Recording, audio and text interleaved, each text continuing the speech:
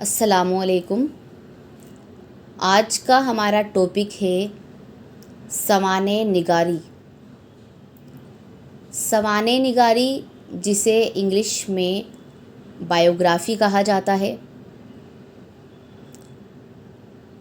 یہ topic be اے والوں کے لیے بھی اہم ہے، ایم اے والوں کے لیے بھی اہم ہے، اور ساتھ ہی ساتھ اگر آپ نیٹ، سیٹ یا آر پی ایس سی کی کسی ایگزام کی تیاری کر رہے ہیں تو اس کے سلیبس میں بھی یہ ٹاپک شامل ہے۔ سوانح نگاری کی اقسام یعنی کہ اس کی قسمیں کیا کیا ہوتی ہے، اس کے اندر کیا کیا خوبیاں پائی جاتی ہے، اس کا ہمیں مفصل انداز میں یعنی کہ تفصیلی انداز میں ڈسکرپٹیو طور پر جائزہ لینا ہے۔ تو آئیے اب ہم جواب دیکھتے ہیں۔ سوانح تاریخ کی ایک شاخ ہے، لیکن بعض خصوصیات کی وجہ سے اس کا شمار ادب میں بھی کیا جاتا ہے۔ سوانح انسان کی پیدائش، خاندان، تعلیم، مشاغل زندگی اور وفات کا بیان ہی نہیں بلکہ کسی فرد کے ظاہر اور باطن، عادات و اطوار، اخلاق و معاشرت، نفسیاتی کیفیت اور اس کی زندگی کی نشیب و فراز کی داستان ہے۔ یعنی یہ ہسٹری کی ایک شاخ ہے اور اس کا شمار ادب میں بھی کیا جاتا ہے۔ اس کے اندر کسی بھی انسان کے خاندان کے بارے میں، اس کی پیدائش کے بارے میں، اس نے تعلیم کہاں سے حاصل کی یا اس کا ہیبٹس کیا ہے، اس کی زندگی میں کیا مشاغل ہے اور وفات کیا ہوئی۔ اس کے ساتھ ساتھ سوانح نگار یا صاحب سوانح وہ ہوتا ہے جس کے بارے میں ہم سوانح یا جس کی ہم بائیوگرافی لکھ رہے ہوتے ہیں، اس کا ظاہر کیسا ہے یا باطن کیسا ہے۔ ظاہر مطلب وہ باہر سے کیسا ہے، باطن مطلب وہ اندر سے کیسا ہے، عادت کیسی ہے اس کی تمیز کیسے ہیں یا کس معاشرے کے اندر وہ رہتا ہے۔ ان سب چیزوں کی داستان جو ہوتی ہے وہ سوانح کے اندر پیش کی جاتی ہے۔ اردو اپنے بالوں پر سنوارتے ہی سر سید کے عہد میں اس قابل ہو گئی کہ سوانح جیسی مشکل چیز کو اردو میں فن کی حیثیت سے برتا جانے لگا۔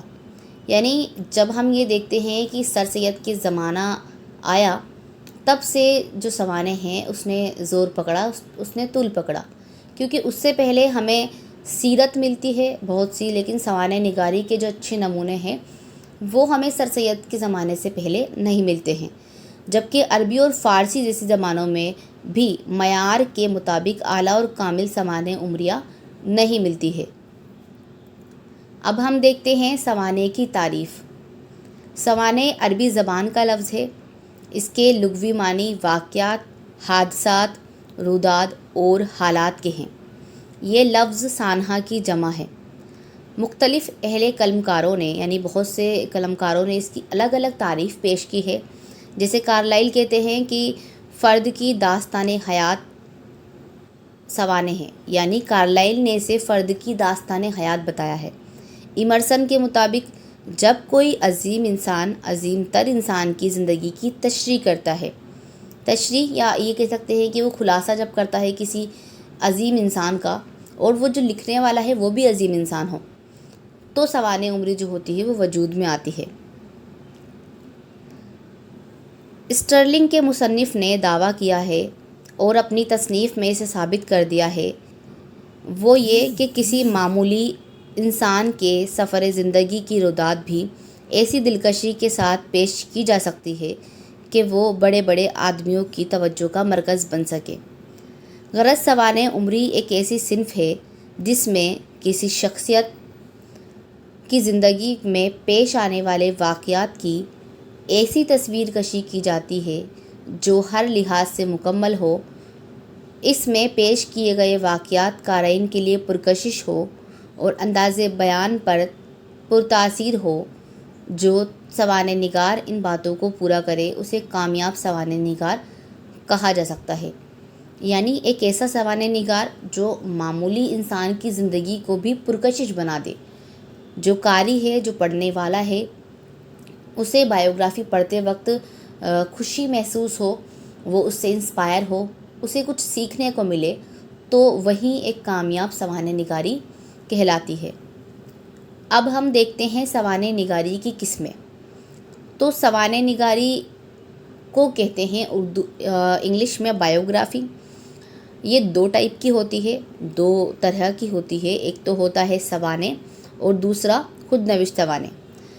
انگریزی میں سوانح کے لیے بایوگرافی کا لفظ استعمال کیا جاتا ہے اور خود نوشت سوانح کے لیے آٹو بایوگرافی کا لفظ استعمال کیا جاتا ہے۔ اس طرح سوانح نگاری کی 2 قسمیں سامنے آتی ہے۔ پہلی ہے سوانح، جس میں کسی بڑے انسان کی شخصیت اور اس کے کارناموں کو کوئی دوسرا ادیب بیان کرتا ہے تو اس کو سوانح اور انگریزی زبان میں بایوگرافی کہتے ہیں۔ دوسری ہے خود نوشت سوانح یعنی کہ آٹو بایوگرافی۔ خود نوشت سے آپ سمجھ سکتے ہیں جو خود کے دوارا لکھی گئی ہو، یعنی جو انسان نے خود نے اپنے اوپر لکھی ہو۔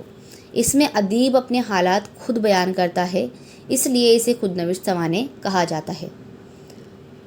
اب ہم آتے ہیں سوانح نگاری کے فن کے اوپر، یعنی سوانح نگاری کے اندر کیا کیا خصوصیات پائی جاتی ہے اسے ہم جانیں گے۔ سوانح نگاری کا فن بڑا نازک اور بہت دشوار فن ہے۔ اس کی دشواریاں ناول اور افسانے سے کئی بڑھ کر ہے۔ کسی شخصیت کی سوانح مرتب کرنا اور پوری طرح اس سے عہد برآ ہو جانا ایسا ہی ہے جیسے کوئی تلوار کی دھار پر چل کر بسلامت پار اتر جائے۔ سوانح نگاری کی فنی خصوصیات درج ذیل ہے۔ اب ہم 1 بائی 1 سوانح نگاری کی خوبیاں دیکھیں گے، جسے ہم انگلش میں کہتے ہیں کوالٹیز دیکھیں گے، ہندی میں کہتے ہیں وشیشتائیں دیکھیں گے۔ تو پہلی خوبی ہے صاحب سوانح کا انتخاب، یعنی ہم کس انسان کے اوپر سوانح لکھیں، کس انسان کی ہم بایوگرافی لکھ سکتے ہیں۔ سوانح نگار کو سب سے پہلے صاحب سوانح کا انتخاب کرنا ہوتا ہے، یعنی اس کو چننا تو پڑے گا۔ اس لیے ضرورت ہے کہ جس کی سوانح لکھنے کا وہ ارادہ کر رہا ہے وہ شخصیت اس قابل ہو کہ اس کی سوانح لکھی جائے، یعنی کسی ایک ایسے انسان کا چناؤ کیا جائے جو اس قابل آپ کو لگتا ہو کہ ہاں اس انسان نے بہت کچھ کیا ہے، یہ لوگوں کو انسپائر کر سکتا ہے، اس نے اپنی زندگی میں بہت کچھ دیکھا ہے اور اس کا بہت ہی دلیری سے سامنا بھی کیا ہے۔ تو اس طرح کے انسان کا ہمیں چناؤ کرنا پڑتا ہے، انتخاب کرنا پڑتا ہے۔ سوانح نگار ایسی شخصیتوں کا انتخاب کرے جو نمایاں ہو اور جن کی زندگی مسلسل نشیب و فراز سے دو چار رہی ہو، یعنی جن کی زندگی میں کبھی کچھ اوپر ہوا ہو، کبھی کچھ نیچے ہوا ہو، لیکن پھر بھی انہوں نے کامیابی کے ساتھ اپنی زندگی کو جیا ہو۔ دوسری خوبی جو ہے وہ ہے صاحب سوانح کی زندگی سے واقفیت، یعنی ہم نے جس بھی انسان کا چناؤ کیا ہے، جس کا بھی انتخاب کیا ہے، اس کی زندگی سے ہمیں واقفیت ہونی چاہیے۔ ہمیں پتہ ہونا چاہیے کہ یہ انسان اندر سے کیسا ہے اور باہر سے کیسا ہے، اس نے اپنی زندگی میں کیا کیا دیکھا ہے، کیا کچھ جھیلا ہے اور کس طرح سے یہ کامیابی کی سیڑھیوں کو چڑھا ہے۔ سوانح نگار کو چاہیے کہ وہ صاحب سوانح کی زندگی کے تمام پہلوؤں سے پوری طرح واقفیت رکھتا ہو۔ اسے یہ بھی دیکھ لینا چاہیے کہ وہ اس کی شخصیت کے تمام پہلوؤں پر روشنی ڈال سکتا ہے یا نہیں۔ سوانح میں اس کے دور کی تاریخی، سیاسی، معاشی اور معاشرتی کشمکش کا اظہار ہوتا ہے۔ بغیر اس کے کوئی سوانح مکمل نہیں ہو سکتی، کیونکہ ہیرو جس ماحول میں پرورش پاتا ہے اس کے اثرات اس کی زندگی پر حاوی ہوتے ہیں، لیکن یہاں بھی وہی باتیں بیان کرنی چاہیے جو ہیرو کی زندگی سے براہ راست تعلق رکھتی ہو۔ تاریخی و سماجی پس منظر اس حد تک ہونا چاہیے کہ ہیرو کے کردار پر روشنی ڈال سکے۔ ایسا نہیں کہ ہم ہیرو کے پوری تاریخ کو لے کر بیٹھ جائیں یا ہسٹری کو اس کے لے کر بیٹھ جائیں، بلکہ وہ پریزنٹ کے اندر کیا رہا، یا اس نے اپنی زندگی میں کن کن چیزوں کو دیکھا، یا اس کی زندگی میں معاشرتی، سیاسی یا کشمکش کیا پیدا ہوئی ہے، ان سب چیزوں کو ہمیں اپنی سوانح کے اندر پیش کرنا چاہیے۔ نیکسٹ خوبی ہے واقعات کا انتخاب، یعنی کون کون سے واقعات ہیں، کون کون سے مومنٹس ہیں جو ہمیں اپنی سوانح کے اندر ڈالنے ہیں۔ انسانی زندگی کی واقعات کا خزانہ اور مسائل کا پٹارا ہے، یعنی انسانی زندگی جو ہماری زندگی ہے وہ واقعات اور مسائل کا خزانہ ہے، یعنی بہت سارے مومنٹس بھی ہوتے ہیں، بہت ساری پریشانیاں بھی ہوتی ہیں، اور اس میں سے ہر واقعہ اپنے اندر ایک کشش رکھتا ہے، اور انہی واقعات کی کڑیوں سے زندگی کا سلسلہ مرتب ہوتا ہے، یعنی زندگی کا سلسلہ بنتا ہے۔ لیکن سوانح نگار کے لیے ہر وہ واقعہ اہم نہیں، اسے تو وہ واقعات کے گھرے جنگل سے ان واقعات کا انتخاب کرنا ہے جو فرد کی ذات پر روشنی ڈال سکے، خواہ وہ واقعہ غیر اہم ہی کیوں نہ ہو۔ اس کے علاوہ سوانح میں اس کی دور کی تاریخی، معاشی اور معاشرتی کشمکش کا اظہار ہوتا ہے، بغیر اس کے کوئی سوانح مکمل نہیں ہو سکتی، کیونکہ ہیرو جس ماحول میں پرورش پاتا ہے اس کے اثرات اس کی زندگی پر حاوی ہوتے ہیں۔ لیکن یہاں بھی وہی باتیں بیان کرنی چاہیے جو ہیرو کی زندگی سے براہ راست تعلق رکھتی ہو۔ ایک ورڈ یہاں بار بار آ رہا ہے کہ ہمیں وہی باتیں، یا سوانح نگار کو وہی باتیں ڈالنی چاہیے، وہی باتیں لکھنی چاہیے جو ہیرو کی زندگی سے براہ راست تعلق رکھتی ہو۔ براہ راست کا مطلب ہوتا ہے سیدھے طور پر اس سے کنیکشن ہو کچھ نہ کچھ، ایسا نہیں کہ ہم کچھ بھی گھما پھرا کر بیان کر رہے ہیں یا کسی اور کے بارے میں بیان کرنے لگ جائے۔ تاریخی اور سماجی پس منظر اس حد تک ہونا چاہیے کہ ہیرو کے کردار پر روشنی ڈال سکے۔ نیکسٹ جو خوبی ہے چوتھی، وہ ہے مواد کی فراہمی۔ مواد یعنی کہ ہمیں کہاں سے وہ مواد ملے، کہاں سے وہ چیزیں ملے یا ڈاکیومنٹس ملے جس سے ہمیں زندگی کے بارے میں سوانح نگار جو ہے وہ جان سکے۔ یہاں صاحب سوانح کو ہیرو کہہ کر مخاطب کیا گیا ہے، تو ایسی چیزوں کو ہمیں دیکھنا ہے جو ہمیں اس کے بارے میں بتا سکے۔ اچھا، ایک بات اور دھیان رکھیے کہ جس کے اوپر ہم بائیوگرافی لکھ رہے ہیں وہ حیات بھی ہو سکتا ہے، اور ایسا بھی ہو سکتا ہے کہ وہ اس کا انتقال ہو چکا ہے، وہ گزر چکا ہے۔ تو اگر وہ حیات ہے جس کی ہم بائیوگرافی لکھ رہے ہیں تب تو وہ خود ہمیں اپنے بارے میں بتا دے گا، لیکن کئی بار ایسا ہوتا ہے، یا ہم یہ کہیں کہ زیادہ تر ایسا ہوتا ہے کہ وہ انسان گزر چکا ہوتا ہے، تب ہم مواد کی فراہمی کہاں سے کریں، ہمیں کیسے پتہ چلے کہ اس انسان نے کیا کیا دیکھا ہے، کیا کیا کیا ہے، کسی شخصیت کے بارے میں کن ذرائع سے کیا مواد حاصل ہو سکتا ہے۔ قلم اٹھانے سے پہلے مصنف کو یہ ساری باتیں جاننی چاہیے۔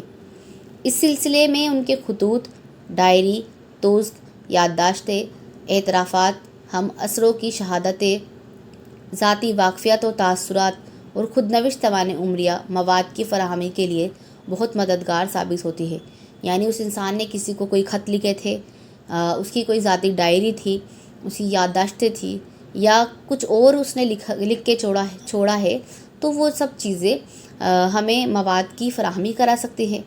غرض یہ کہ مواد فراہمی کے سلسلے میں ان ساری باتوں پر غور کرنے اور ان پر پورے اترنے کے بعد ہی مصنف کو اپنے کام کا آغاز کرنا چاہیے۔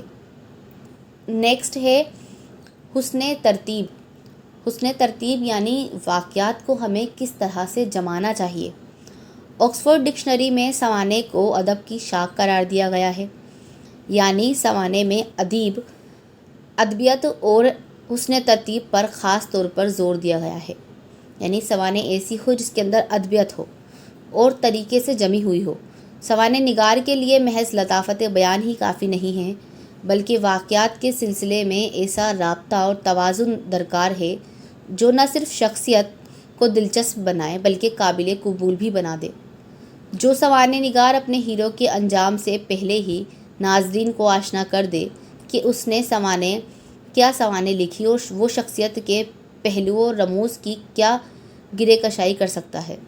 یعنی ہم یہ دیکھتے ہیں کہ بہت ساری سوانح ایسی ہوتی ہے جس کے اندر تھوڑا بہت سسپینس چھپا ہوتا ہے، جس میں قاری کو یہ جاننے کی اچھا ہوتی ہے کہ لاسٹ میں کیا ہوگا، یا یہ انسان کس طرح سے مشکلوں سے سامنا کرے گا، کر بھی پائے گا یا نہیں۔ تو اس طرح کی سوانح میں ایک سسپینس کا ہونا ضروری ہے۔ اگر سوانح نگار جو ہے وہ پہلے سے ہی انجام کو قاری کے سامنے پیش کر دے اور یہ بتا دے کہ لاسٹ میں یہ ہونے والا ہے، تب ہمیں سوانح پڑھنے کی اچھا نہیں رہے گی۔ یہ اسی طرح سے ہے جس طرح ہم ایک مووی دیکھنے جائے جو سسپینس والی ہو، اور ہمیں پہلے سے ہی اس کا کنکلوژن، پہلے سے ہی ہمیں اس کا انجام پتہ ہو، تو ہمیں مووی دیکھنے کی بھی اچھا نہیں رہے گی۔ اسی طرح سوانح نگار کو بھی تھوڑا بہت سسپینس یا انجام لاسٹ میں بتانا چاہیے۔ اسی طرح ہیرو کی عظمت کا پہلے ہی صفحے پر اشتہار دینے سے بھی کتاب کی اہمیت کم ہو جاتی ہے۔ ابتدائی واقعات زندگی میں بڑی اہمیت رکھتے ہیں کیونکہ وہ آگے چل کر شخصیت کا اہم جزو بنتے ہیں۔ اس لیے مصنف کو چاہیے کہ وہ ان واقعات کو دلچسپی سے بیان کرے۔